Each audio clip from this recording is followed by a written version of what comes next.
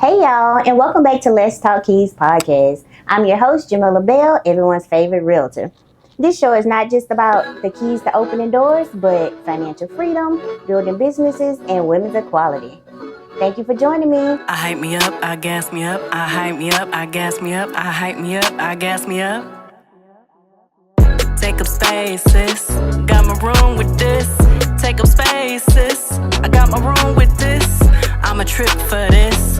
They cannot resist. This space is on abyss. Take up space, sis. I hype me up, I gas me up. I hype me up, I gas me up. I hype me up, I gas me up. Take up space, sis. Got my room with this.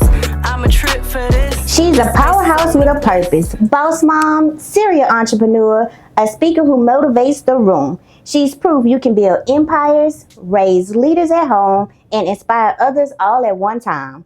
Y'all give it up for my guest, Kennetta Morgan. Y'all.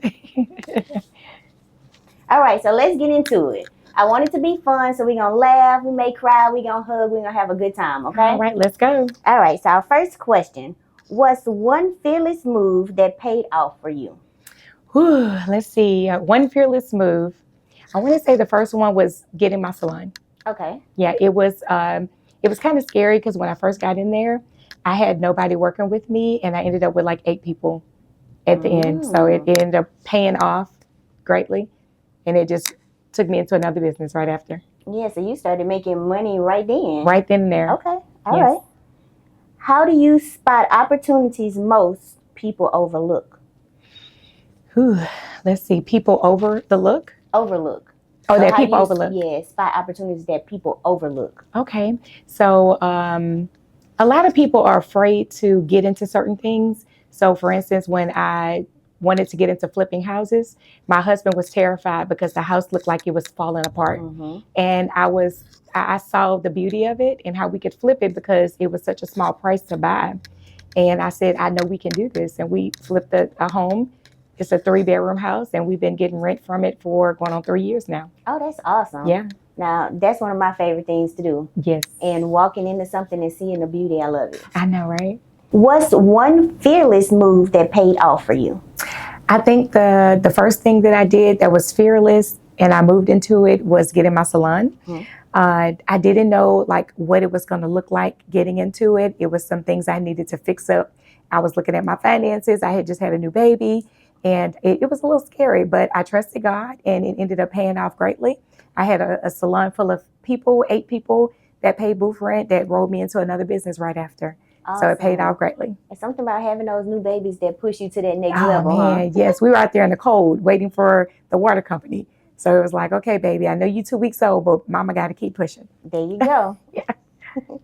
All right. How do you spot opportunities most people overlook? A lot of times people are fearful of the way a thing will look, but the Bible says do not despise small beginnings. So even if it starts off a shack, it could end up a mansion. Mm-hmm. So I look at the beauty of a thing before I even, see the outcome, because if you can envision what it could be, it could be something great. There we go. If starting a business was a movie, what genre would you be and why? I guess I would be in the genre of action. Okay. And I say action because faith without works is dead. Okay. So in order for you to have a take on a thing, you got to spring into action and make it happen. So what kind of action movie, like Tom Cruise action or? I would say Tom Cruise is a good one to look at because he's always moving forward and it's spontaneous things that are happening along the way. And so that's just like going into a business. You have to move into action. And even when there's an obstacle or there's a roadblock, you still have to know how to maneuver around it and get to where you need to be. Awesome. I like Tom Cruise, but my favorite is always Jackie Chan. Oh, Jackie Chan is, yes. I love him. But he was always ready, And sometimes you need the blocks because you're going to experience them anyway. So in order for you to get there, you got to know that even when it's a failure or a no, you got to still keep going. There we go. Amen. All right. So now let's have a little bit of fun. All right. Let's do our first game. All right. So the name of the game is Name That Line. Okay. So I'll read you a famous line from a movie, and your job is to name the movie, and then we're gonna have like a question or rebuttal, okay? Okay. All right. Am I my brother's keeper? That is New Jack City. There we go. All right, so we're gonna flip it around a little bit, and we're gonna say, "Am I my sister's keeper?" Since it's women's equality. Oh. Sisterhood is powerful. What does being your sister's keeper mean to you, and how has sisterhood shaped your journey? Oh, that's powerful. I feel like sisterhood, being my sister's keeper has been me looking out for my sister, me straightening my sister's crown, me like supporting what my sisters are doing, encouraging them to keep going even when they're weary. And the way that it has shaped me is having sisters that are like-minded with the same ambitions and wanting to see greatness come from you has shaped my life. And so I've had great sisters, not only my biological sisters, I've had friends that are called my sisters that have joined forces with me to do many things and endeavors. And it's been beautiful just to see sisterhood come together. And I love you guys. Thank you. If you needed an example of sisterhood, y'all are the definition of Aww. it. So much so I have named myself to be one of their sisters. And she is one of my sisters, and we have accepted you. You also look like us, so that makes it even better. You remind me of Atoya, if I had to give you one of us. But yes, we definitely accept you because we love you. You're beautiful inside and out. Thank you. And we're just glad that you're a part of the clan. All right. Yes. Glad to be. Next one. All right. All my life I had to fight. Now you know that's Color Purple. That's my favorite movie. So, what's one battle you faced in business or life that made you stronger and wiser? I think fighting in life probably was my best teacher and made me come from where I was. Many people don't know that, my sisters and I, we have different moms and we have the same dad, but nobody would know because, their mom is my mom too. So, but growing up, in a different home from them, which was like a single family home, growing up in the hood, versus being a middle class child, I got to experience what that looked like. But, being in a household from welfare, food stamps, living in the hood was like the thing that made me say, I know God has more for me. Mm-hmm. So I took those punches and those fighting moments to fight my way out of poverty. Mm-hmm. And I wanted to break the back of poverty off of my family. And today, my mom lives with me. We take care of her. And it's just beautiful to be able to care for my loved ones and my family members and to be able to give back to them when they are in need. That's awesome. That's beautiful. Thank you. And I didn't know that. Yep. Okay, next one. One finger don't make no impact, but you ball them together and you can strike a mighty blow. Oh, that's got to be soul food. Yes. That's one of my favorite lines. Well, no, not my favorite line, but that was one of the most powerful lines from Soul Food. Yes. All right, so unity is power. How have partnerships or collaborations helped you grow your business? Okay, so I can say that partnerships and collaborations is a must because in order for you to grow, you need people. And so when you collaborate with folks, they are bringing their audience, you're bringing yours, and you can make a powerful team that can inevitably just get you to where you're trying to go. And I just found that it's teamwork makes the dream work. I love that. And it's so much easier to work together. And if we, especially as women, stop having that crab in a barrel mentality and stick together. That is so just good. Imagine how powerful we could be. Yes, and I pray that, this will be, something that women will begin to look at more to see that we can actually empower each other, support each other, come in unity with what we're doing so that we can see other women be successful in what they're doing and be excited about it. Yes. We're going to do more of this. We're going to do more. Amen. All right, so next one. Playing with my money is like playing with my emotions. Oh. Playing with my money is like playing with my emotions. I know where that came from. Oh, you got me on this one. You know it. When I tell you, you're going to be like, oh, man. Okay, let me see. Okay, I'm going to let you tell me. I want to hold up the time. Friday. It's Friday and it's Big Worm. Oh, it was Big Worm. Show was. Big Worm with the perm. Yes. Yes, Lord. That was him. All right, so how do you balance protecting your profits with protecting your peace?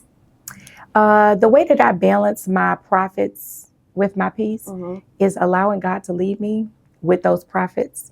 I believe that when I pray and I ask God to give me insight and strategies on how to utilize my monies that He's blessed me to get, and just sowing seed, you know what I'm just saying, and knowing how to direct the money.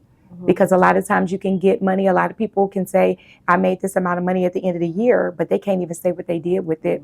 So it's wise to invest your money into things where you can see an outcome from it. Yes. So I keep peace with that because I feel like I'm not allowing money to control me.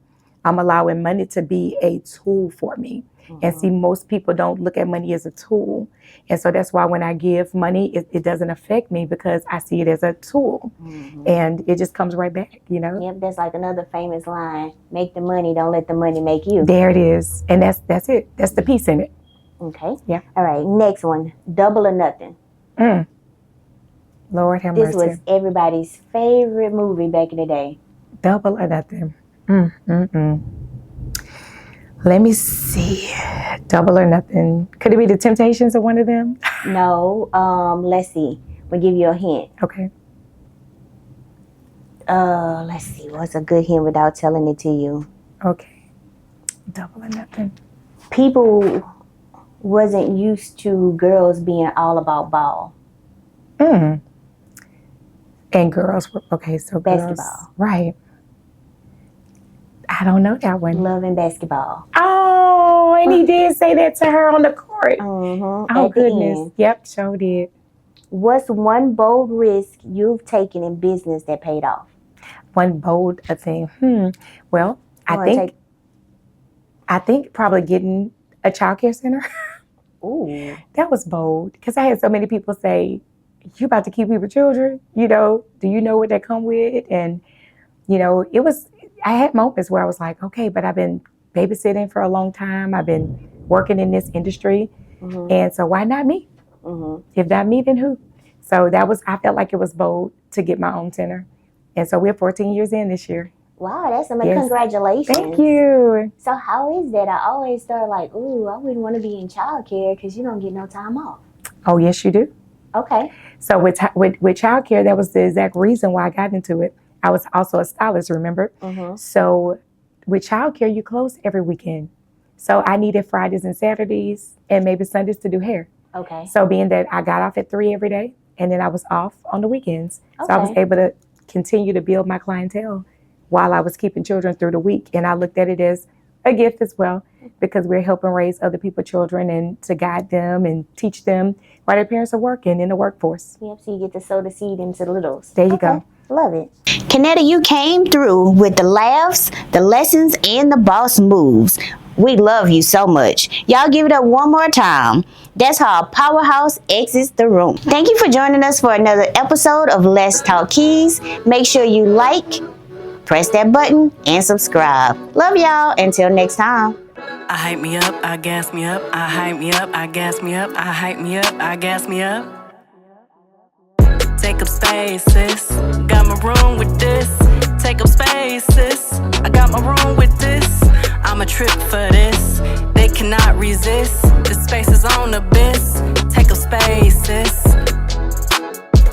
I hype me up, I gas me up, I hype me up, I gas me up.